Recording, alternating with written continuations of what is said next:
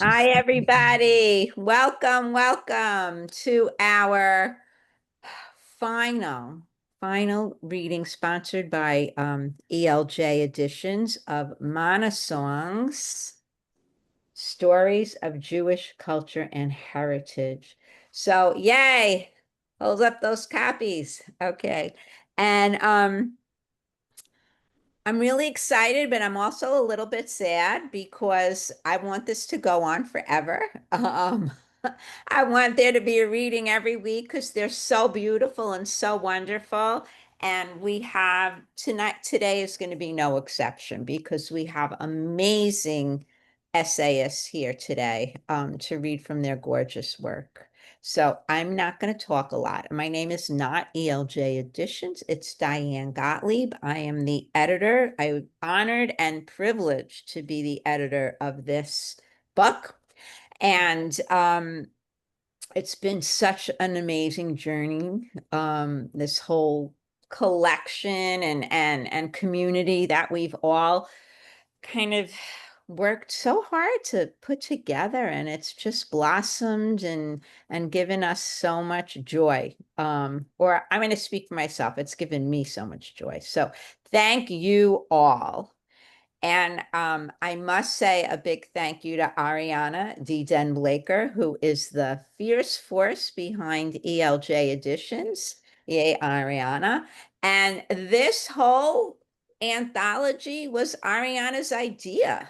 And she came up with the name because Manna stories are like manna that sustained us in the desert for 40 years. So we have a collection with 32 essayists and a beautiful, amazing forward by Erica Dreyfus. Let's give Erica a big hand too.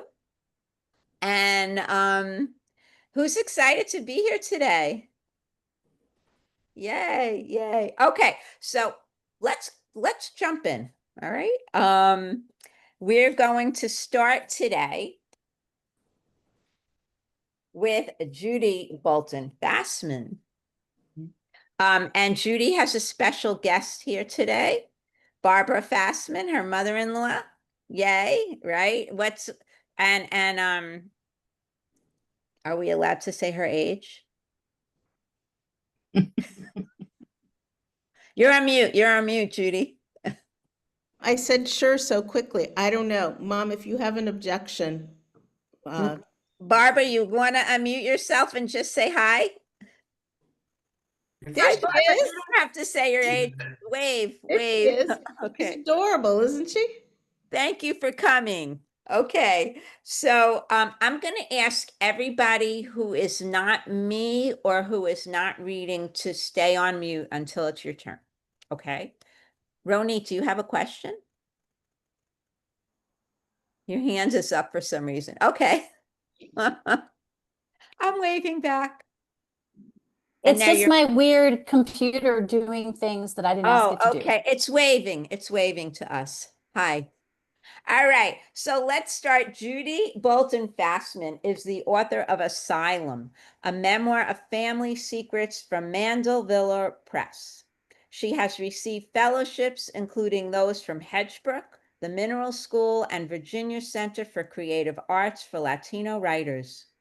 Her essays and reviews have appeared in major newspapers, essay anthologies, and literary magazines. She is a three-time Pushcart Prize nominee, Best of Net nominee, and a 2024 Best American Essay nominee. She also received a Mass Cultural Grant in 2023. Read more at judyboltonfassman.com. And Judy's essay, Kaddish, is a gorgeous tribute to an old friend and a sacred prayer. Yeah. So go ahead, Judy. Thank you. I like that you said sacred friend. That's really wonderful. Thank you, Diane. Thank you. I'm happy to be here and to at least meet people that whose names I've been seeing and interacting with off camera or, without a camera. So it's great to see everybody. Thank you for having me. The piece I'm going to read, it's very short. It's called Kaddish. I love you, my friend. I know the word friend in different languages: Cherokee, Olinali, Spanish, amigo, French, ami, Hebrew, chaver. You were once my boyfriend, but you remained my chaver for 2/3 of my life. We swapped heart languages, you and I. I told you te amo in Spanish, and you taught me I love you, ani ohevet otcha, in your first language, Hebrew. When we were young, we daydreamed of marrying and naming a daughter of ours Reut, the Hebrew word, for deep friendship. We took words from each other's lexicons and forged our own vocabulary. We dreamt together until we broke apart, pieces of us scattered between Israel and America. You loved me, and you loved men too. We stayed piecemeal, an occasional email, a birthday phone call for over a decade, until I called you out of the blue one day. What does out of the blue mean, you asked? You loved learning English expressions. We slowly glued ourselves back together with stardust. The cracks between us glittered. Beauty and pain mingled. When your cancer returned, you refused more chemo. I screamed at you for over an hour on the phone. Stress cracks veined our love, but didn't break us this time. 2 years later, as you lay dying, I secured a hard-to-find plane ticket to Israel in the middle of a war. You died on the 22nd anniversary of my father's death, mere days before I could get to you. There is a Jewish saying that there is nothing more whole than a broken heart.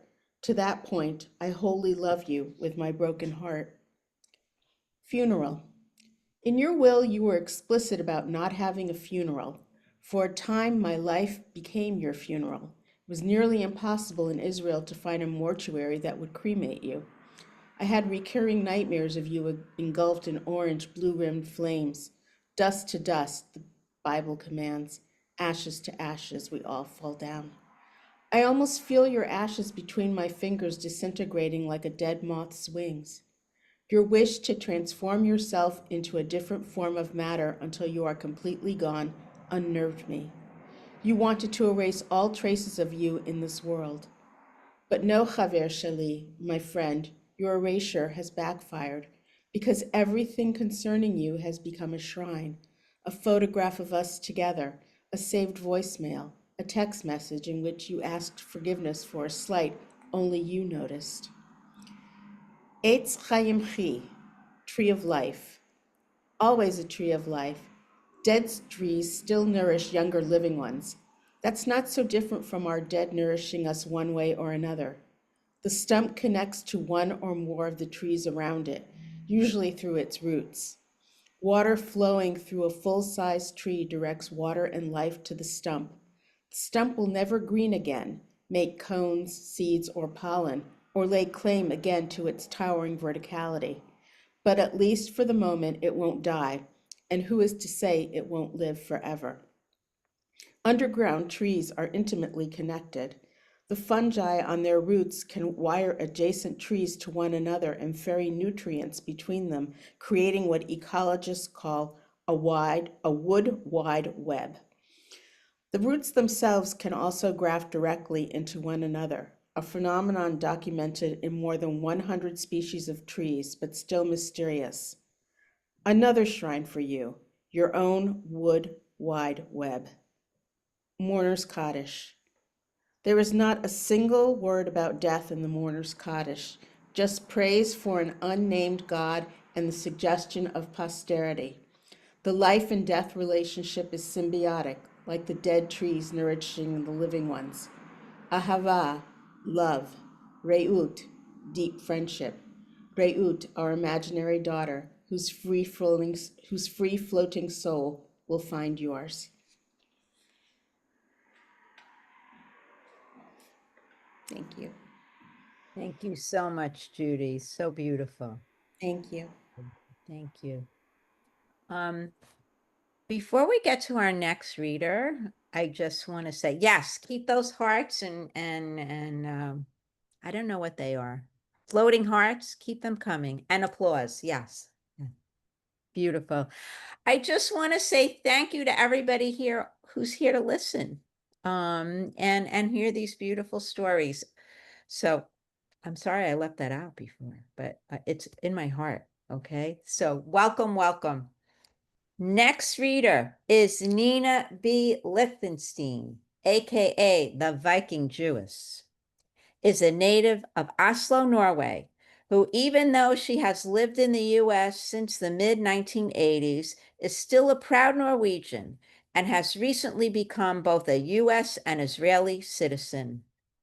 She has a PhD in French literature and an MFA in creative nonfiction, is the founder and director of Main Writers Studio, and the author of Sephardic Women's Voices out of North Africa, Gay on Books, 2017, and the memoir Body, My Life in Parts, Vine Leaves Press, 2025.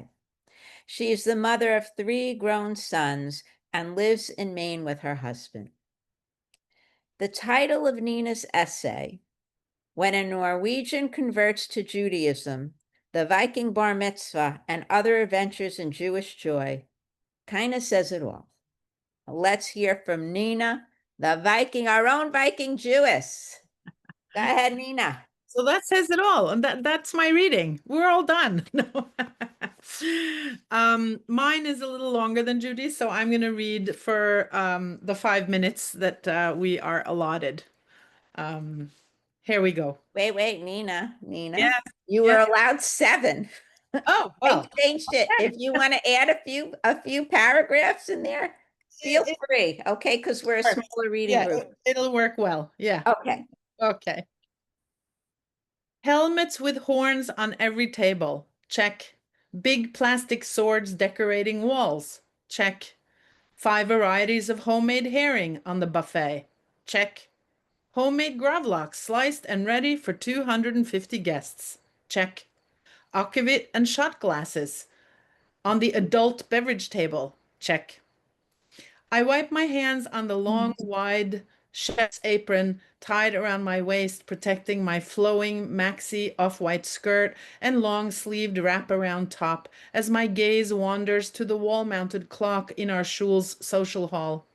Time for me to join the others in the sanctuary, family and friends from near and far, our regular congregants, always invited and included in each other's simchas, and most of all, and best of all, my firstborn son, 13-year-old Tobias, who is in this Zoom today, about to be bombarded by the iconic dime, individually wrapped, fun-sized Norwegian candy as soon as he finishes the last blessing over his Haftorah portion.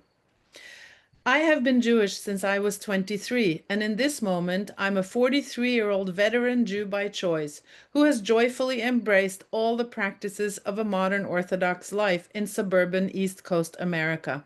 Except you can take the girl out of Norway, but you can't take Norway out of the girl.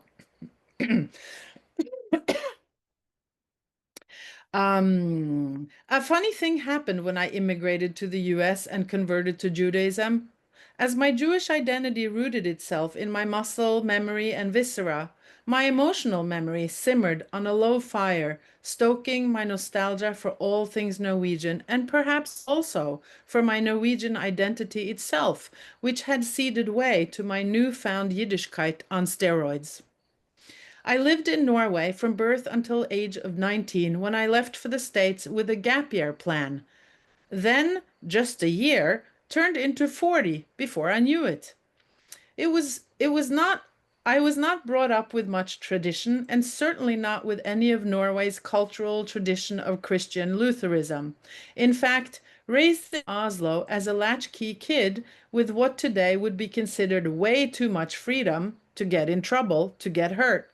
I must have yearned for what the observant Jewish life I later immersed myself in would provide: rules, framework, tradition, predictability, clear parameters for yes and no, can and can't, should and shouldn't, and lots of home cooked festive meals. I loved my life as a Jewish woman, then wife, then mother. I thrived as I had found my happy place, my meaningful existential purpose. My 3 sons were, of course, all circumcised, went to Jewish day school from nursery through 8th grade, have Jewish names like Tuvia Yaakov, Gavriel Nadav, and Benjamin Reuel. For the first 14 years of their lives, they wore kippot and tzitzit, and if one of them picked up a pair of scissors or a marker on Shabbat, the others would yell, Muktzah, Muktzah, trained as they had been at school and at home about steering clear of forbidden activities on the day of rest. They played the best together on Shabbat when electronics were off the table and they had to be creative and collaborative in making their fun. And I involved them in Shabbat and holiday preparations so that they could take ownership in the outcome. But I also wanted my sons to experience Norwegian joy, and so they went to summer camps in Norway, where they were the only circumcised boys, bringing their own kosher hot dogs and marshmallows for the campfire.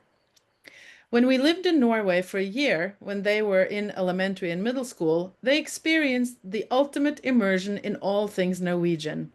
But when attending their weekly cheder classes in the Oslo synagogue, they got to be fully Jewish and fully Norwegian with their peers. With their uber traditional Norwegian and Viking middle names of Thor, Balder, and Odin, they still love to rap in Norwegian while their silver Morgan Davids and Thor's hammer necklaces dangle around their necks. They are my joyful Viking Jewish boycheks. The Liechtenstein Viking bar mitzvah became somewhat of a legend in our schulen community. And to this day, folks talk to me not just about the food, how many kinds of herring did you make again? But also recall the little trolls, the lush green chunks of moss, granite-colored rocks, and speckled white birch branches that decorated the tables, all reminiscent of my beloved motherland. On every special occasion, including the weekly celebration of Shabbat, I infuse some Norwegian spirit if I can. For example, when I bake challah, I add a teaspoon of cardamom to the dough, as this is a classic Scandinavian way to make sweet and yeasty baked goods. When my father died in 2012, I wanted to mark the Shloshim in some way that honored him even though he was not Jewish. I made my gravlax and brought it with a bottle of akavit to the Seudat Shlishit in Shul, sharing stories of him with the intimate and mostly older male group, his contemporaries, gathered for that final light meal before Havdalah. Thank you. Thank you so much, Nina. Thank you. It's so weird with the quiet applause, you know? It's like Okay, visual. everyone on mute for a minute. Okay. Yay, Nina, that was so much fun. Okay. Thank you, Nina. All right. Unfortunately, Seth Schindler, who was supposed to be the next reader, could not make it today. So he graciously has given me permission to read an excerpt from his moving essay called Paradise. First, I'm going to read his bio. Seth Schindler is an anthropologist, sculptor, and writer of fiction and nonfiction. He has worked as curator at the Arizona State Museum and served as NEH Fellow at the University of Arizona and Weatherhead Resident Scholar at the School for Advanced Research. His short stories have appeared in many literary magazines and have been finalists for the Gival Press Short Story Award and the Tucson Book Festival Literary Awards. His novelette, The Time Golem, was recently published by ELJ Editions. The University of Arizona Press published his book about the plight of food insecure in America today, Sowing the Seeds of Change. Paradise by Seth Schindler. There were no pogroms or death camps in the Borscht Belt. In the Borscht Belt of my youth, the 1950s, there was pinball and summer camp. We feasted on borscht, sweet and sour, the story of our people. Tumblers like Mel Brooks helped us to forget, for a while anyway. The dramatic change of scenery was another attraction, an escape from gritty New York City to summertime Eden. We reveled in its verdant mountain vistas, pine-scented air, and pristine streams and lakes. But it was more. It was paradise for us. the survivors, their children, and grandchildren. I was 10 years old. Standing behind the counter on a wooden box, I took a nickel out of the cash register. I was about to pocket it and close the drawer when I saw my Aunt Sylvia and froze. She was coming out of the kitchen of the lodge my extended family operated in the Catskills in the summer of 1957. It served nearby summer bungalow colonies around the lake in the town of Lauch. The tarnished metal counter was the soda fountain of my dreams. There I drank endless egg creams, black and white ice cream sodas, and chocolate malteds. The groceries and home supplies that we sold at cost lined the shelves behind it. The profit center sustaining that loss leader strategy took some chutzpah to pull off. The gambling parlor, disguised as a dining room. Halton! Aunt Sylvia shouted. I dropped the nickel back into the cash register and hopped off the box. Hands on her wide hips, Aunt Sylvia stared at me. Stealing? I'm from a shpacha? No less? What are you? A goy? I'm just going to mute whoever that is.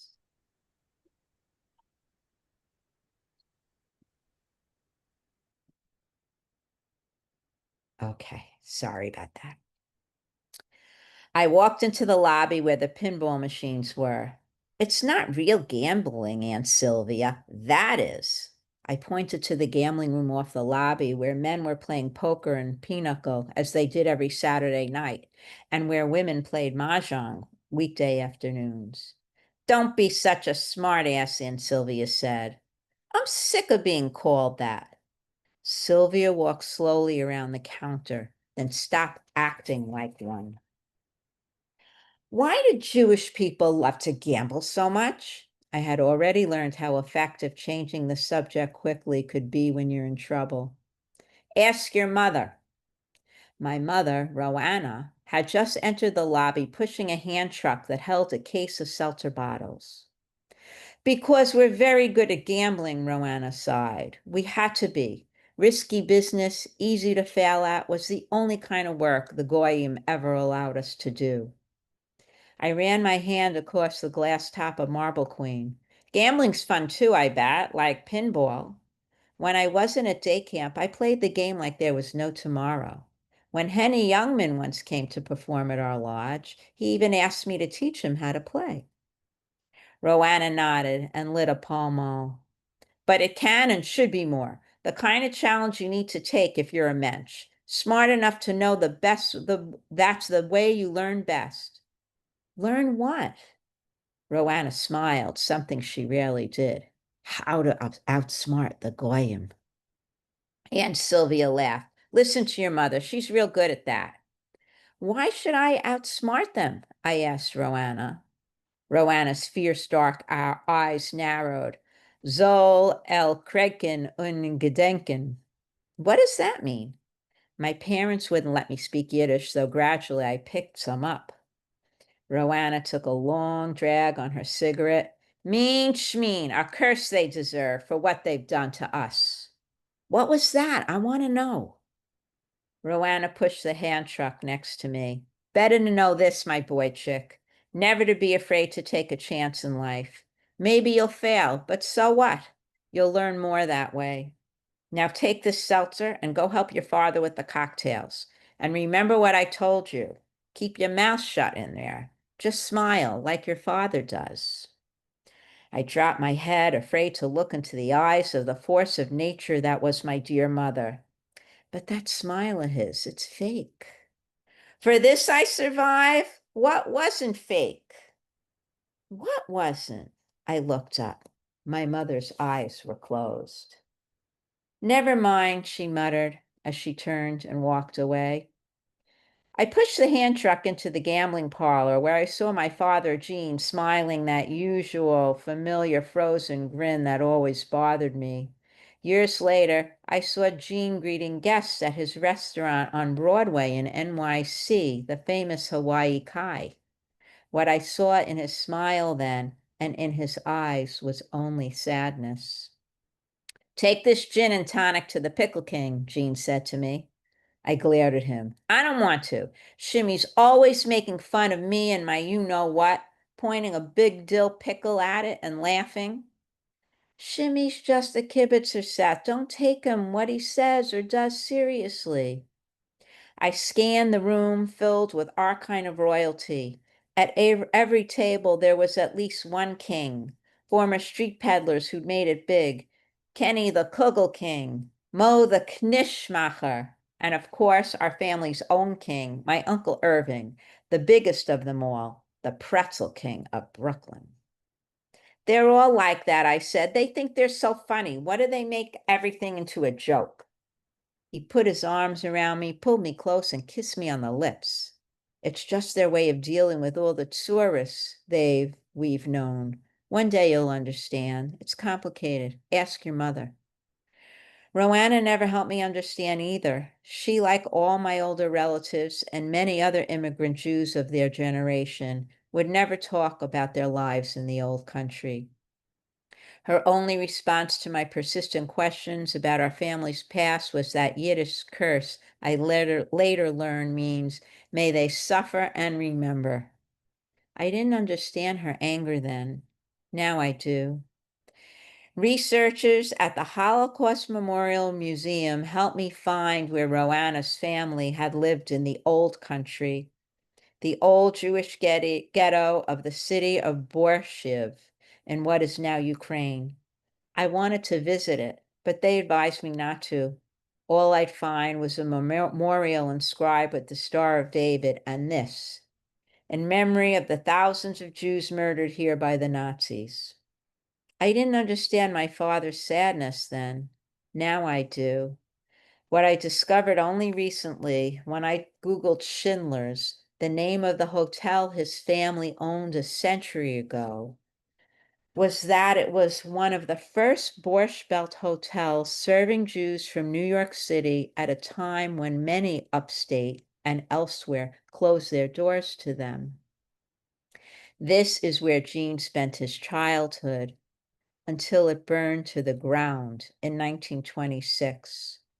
The horrific fire accidentally started by the owner's 10-year-old son, Eugene Schindler. It killed many of its occupants, including the owner, Samuel Schindler. This tragedy must have haunted my father the rest of his life. The Hebrew name for Samuel is Shimshon, the Hebrew name I was given. They and all their kings are gone now, as is the magical summer world. If there is a paradise, maybe, just maybe, it's another Borscht Belt, a better world for them all year long, a place where they can eat borscht, only sweet this time around, to their heart's content, where Mel Brooks is always there to make them laugh, and they finally find the peace they never knew. Oof. Yeah. One makes me cry every time I read it. Okay, yay for Seth. Seth, I hope you get to hear this on the recording. You're getting lots of loves, lots of hearts and applause. It's a really beautiful piece. Diane and people left some really cool comments also in the chat, like Oh, okay. the details and great dialogue, which I also noticed was amazing. Beautiful. Thank you, Nina, for saying that. Okay, next up, Melinda Gordon Blum holds an MFA in creative nonfiction from UC Riverside Palm Desert's Low Residency Program. She is the former managing editor of the Coachella Review and a contributor to its book reviews. Her essays have appeared in the Los Angeles Times, Lunch Ticket, Feller, The Keep Things, Sun Magazine's Readers' Right, and other publications. This Isn't About a Bracelet is adapted and excerpted from her unpublished memoir, Where Do We Start? Essays on the Legacies of Survival. She lives in Los Angeles. Melinda's essay, This Isn't About a Bracelet, is a moving tribute to her dad and the meaning of loss. Thank you so much. It's good to be here. I'm going to time myself over here because, and hopefully I'll make sense because I'm just going to be cutting things here and there to keep us under the wire. Um, okay.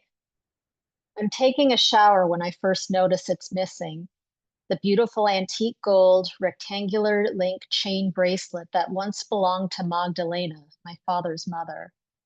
The one I haven't taken off my wrist since my mom gave it to me 5 years ago, shortly after Dad died. Mom has scant details regarding how the bracelet survived when its owner did not. So much of my family's history falls into this category. I towel off, pull on yesterday's jeans and a clean t-shirt, and run back to my bedroom, wet hair dripping a trail across the hardwood. Is the bracelet in the sheets? I shake them gently, listening for rustling sounds. Is it on the floor? I get down on my stomach and shine my iPhone flashlight under the bed. I see dust balls, a charging cord, and a sock, but no bracelet. I mentally check off the places I went yesterday: the boys' high school, the car wash, the movie theater. When did I last have it? It could be anywhere. It is nowhere. It feels childish, embarrassing to be crying over a bracelet. It has sentimental value, monetary value, but in the end, it is just a bracelet, a bauble, a thing. The sooner I accept I'll never see it again, the better off I'll be. I'm wiping my tears when I remember something I once heard. When people argue about who left the cap off the toothpaste, it's never about the toothpaste. This isn't about a bracelet. August 4, 2017, the day the bracelet goes missing, is the 5-year anniversary of my father's death. Not a day goes by when I am not reminded of him. Amidst the madness of the current political environment, I think about how he was a Holocaust survivor. Every time a disturbing story about Jews becomes a news item, I wonder what he'd say about the resurgence in anti-Semitism.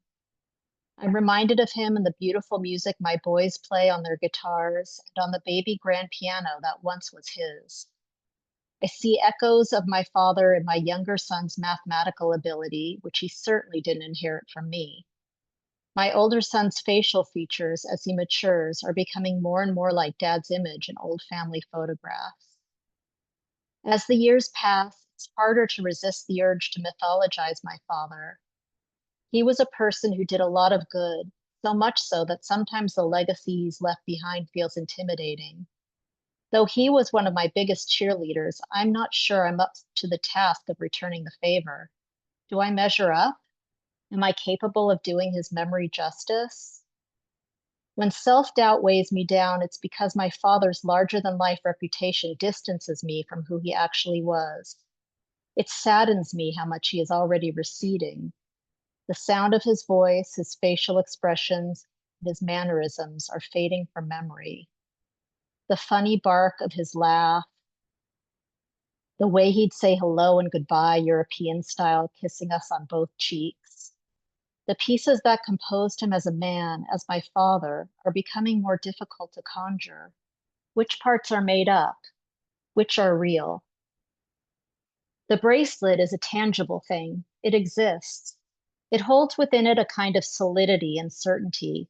It is something I can point to, something here in this world, not floating around inside the capricious clouds of oral histories and flawed memory. It is a filament connecting me not just to the past, but to my people. My grandmother, who was murdered by Nazis more than 20 years before I was born, once wore it around her wrist. It's all I had of her. It's the closest I'll ever come to holding her hand. Maybe I expected too much. Maybe I expected it to be a rope thrown to a woman overboard. It's just a delicate, gossamer thing, a thing that somehow and probably survived when her flesh and bone could not. I ground myself sometimes by homing in on some of the smaller characteristics I've inherited. I share Dad's nerdy love of wordplay. I too am a connoisseur of gallows humor. I got his news and NPR addiction and his caffeine addiction too. He hooked me on coffee as a child, offering me sugar cubes dipped in espresso whenever we visited our Hungarian relatives. And there is how calm and focused I am when faced with the prospect of big problems, but how absolutely over the top freaked out I am when I lose or misplace something. But this isn't about a bracelet. I drive to Mount Sinai Cemetery near Griffith Park. It is mid-morning. On the rolling emerald green hills, the automatic sprinklers are on, spraying water in arcing circles. Gardeners fan out across the acres of grounds, weed whackers edging the grass between the plots and leaf blowers droning like swarms of angry bees. A growing disappointment rumbles in my belly. On the drive over, I imagine sitting peacefully by Dad's headstone. I'd inhale air that was crisp and clear and sweet. I listen to an occasional bird song, feel a gentle breeze rustling through the trees. I pictured a perfect, meaningful moment, a respite from my frantic morning, the kind of experience that never measures up in real life to the visions I hold in my head. I wish I could wrap this up by telling you that I called the movie theater and my bracelet is waiting for me in the lost and found, or that I get back to my car and see a glimmer in a crevice by the driver's seat. I love these endings. They provide a nice sense of closure. Sometimes, though, we lose things we assume will be with us forever, and we learn how to go on without them. This isn't about a bracelet. Maybe the bracelet story ends with tuning out the weed whacking, leaf blowing gardeners for a minute. That's all the time I need to reread the Anne Frank quote my mother, sister, and I chose for my father's headstone. A single candle, it says, etched in script into the beautiful sun-warmed reddish-brown marble, can both defy and define the darkness. My dad's light is gone, or maybe more accurately, it's passed along. Energy never dies, I hear. It gets repurposed. Maybe I already have all the things I want and need. I am not obligated to let go of the stories that console me. I can choose to believe Dad's light is still defying and defining the darkness. It's just doing so in a new way. All I can do is be a single candle. That's not too much to ask of anybody. That is enough. I think I can do it. I hope I can. I'll try.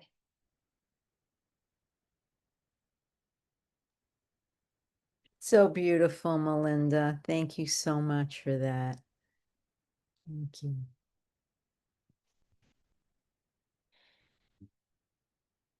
Let's all take a deep breath.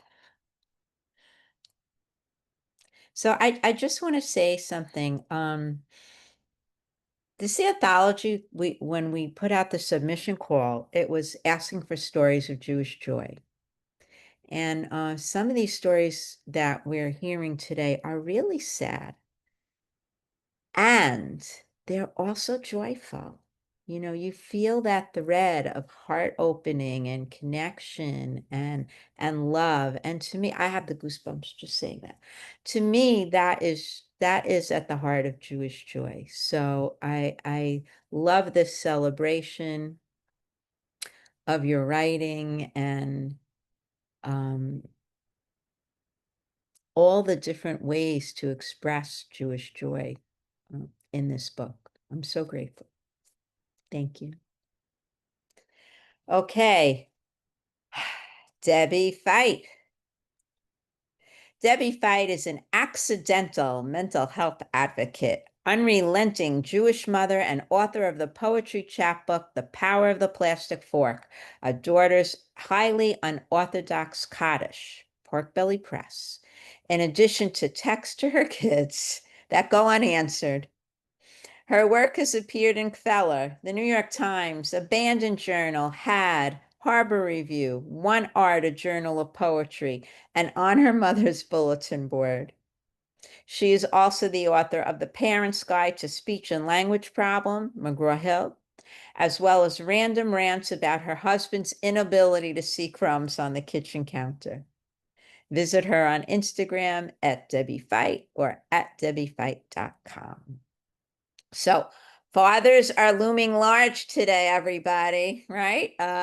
Debbie's essay honoring her dad, The Power of the Plastic Fork, also speaks to his honoring of Jewish rituals. Thanks, Diane. Thanks, everyone, for being here. The Power of the Plastic Fork. By the time I reached junior high, my observant Jewish father recognized that my keeping kosher would have to be my decision. And I recognized that McDonald's chicken nuggets were far superior to the filet-o-fish sandwich.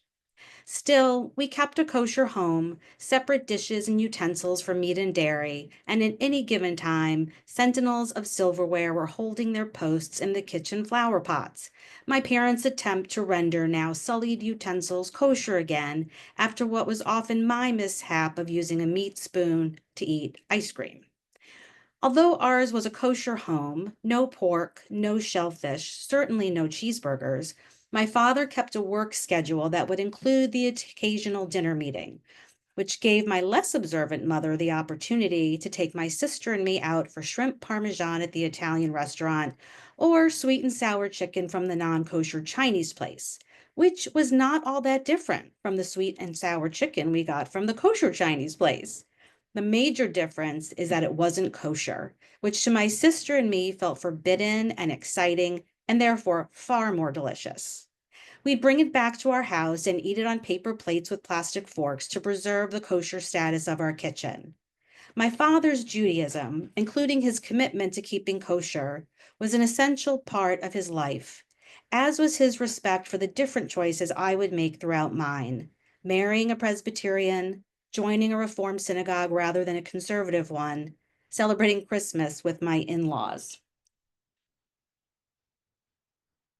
My father's Judaism remained essential up until the end of his life, when he collapsed on his way to the Western Wall in Jerusalem, a more fitting ending to such a devoted man I could not have scripted myself. After his funeral, after sitting Shiva, after the initial but by no means final flood of grief and tears and sleepless nights, I returned to his home and packed up the prayer books he used for daily services and gathered the yarmulkes my mother made, crocheted keepsakes of my father's beloved Judaism.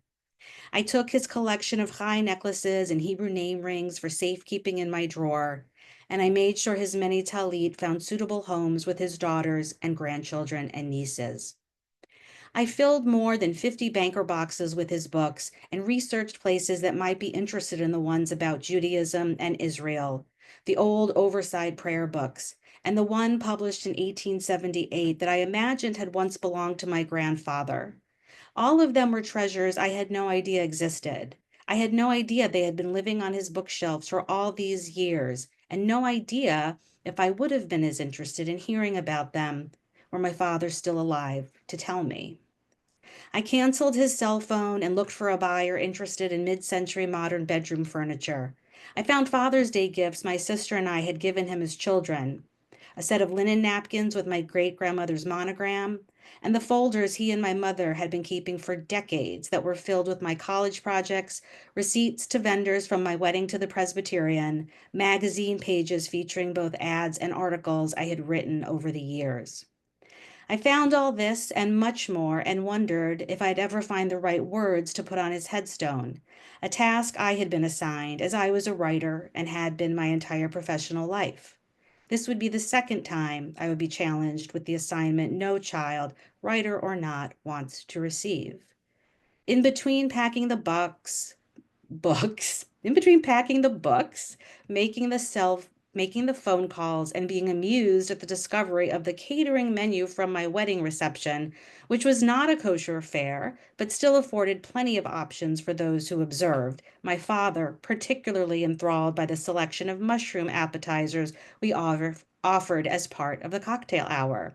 I worked remotely from my father's dining room table. The night before I flew back home, I ordered takeout shrimp and pasta from the Italian place near his house.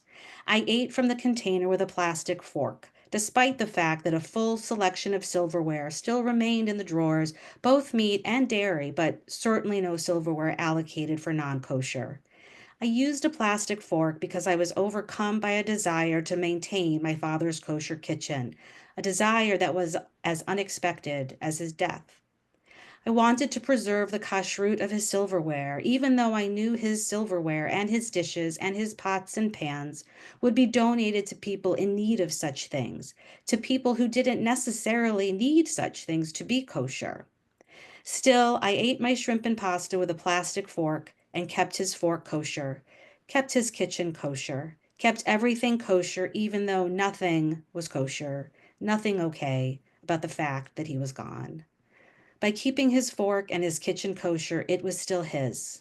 It was still his, and he was still there with me. Thanks for listening. So beautiful, Debbie. Thank you. Thank you. Beautiful. Beautiful. Thanks. Whew. Okay. So, closing us out today is Ronit Plank. Ronit Plank is a writer, teacher, and editor whose work has appeared in The Atlantic, Poets and Writers, The Rumpus, Lilith, The New York Times, and elsewhere.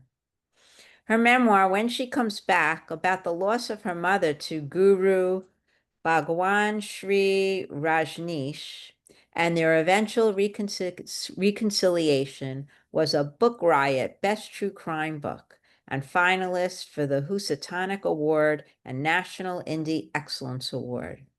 Her story collection, Home is a Made-Up Place, won both the Eludia and Page Turner Awards for Fiction. She is creative nonfiction editor at the Citron Review and hosts the podcast Let's Talk Memoir.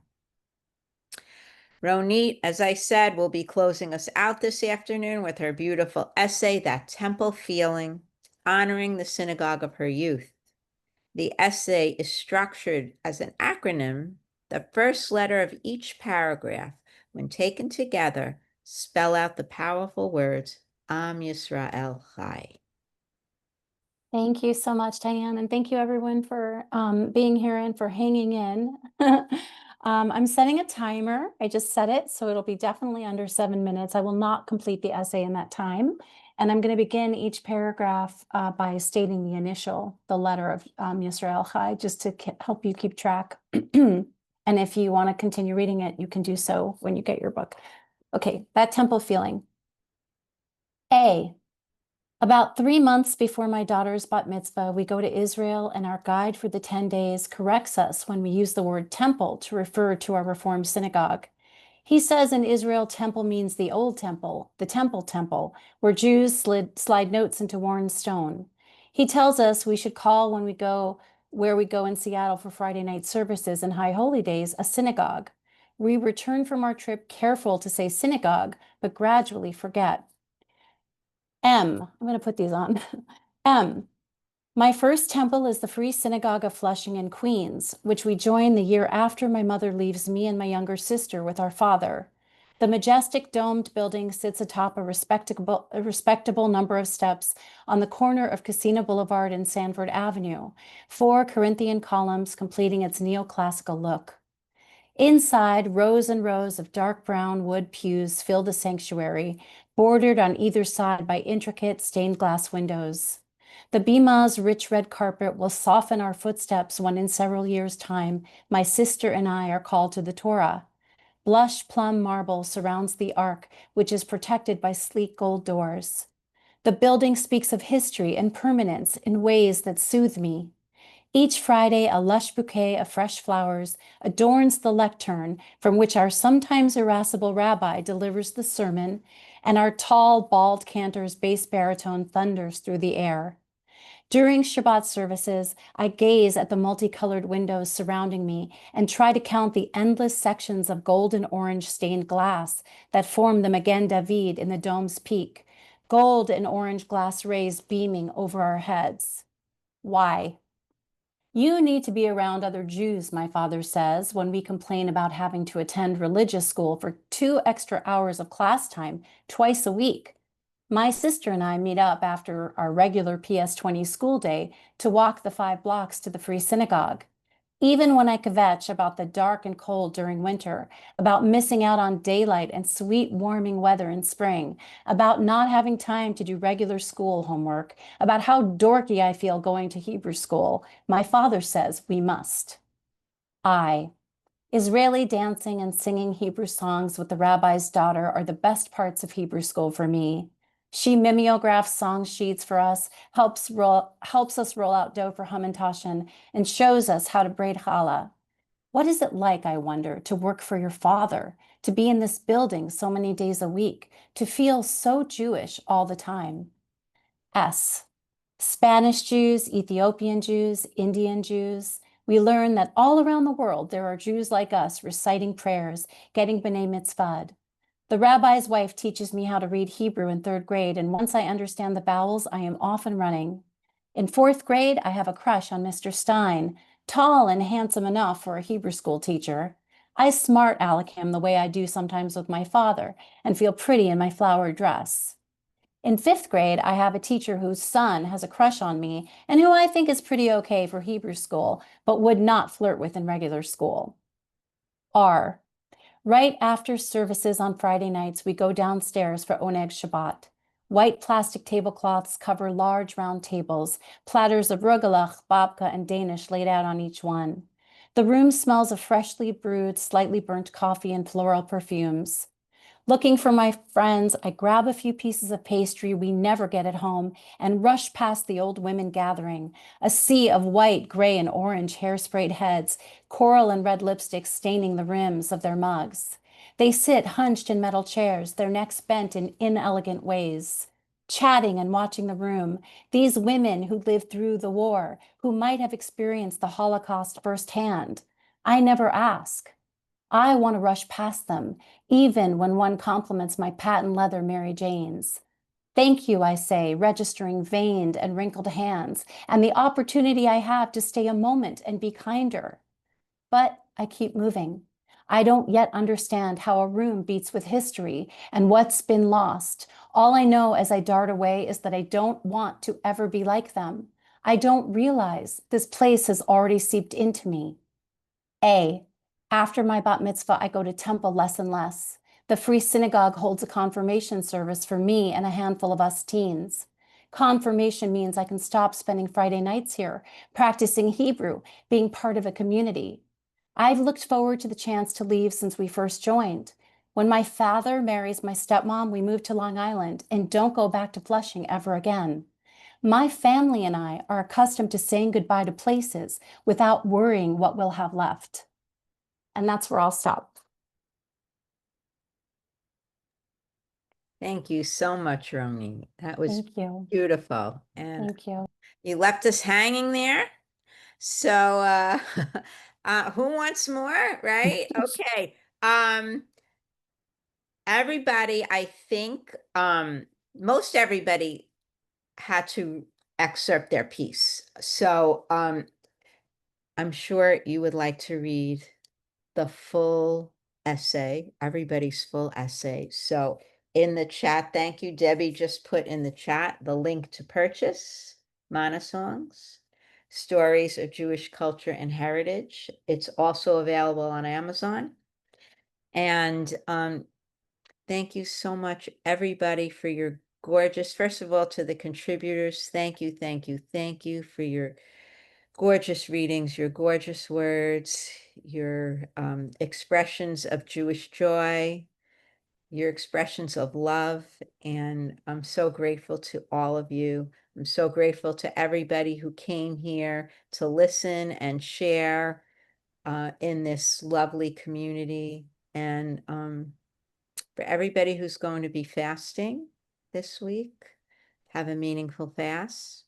To everybody who's not, have a meaningful day.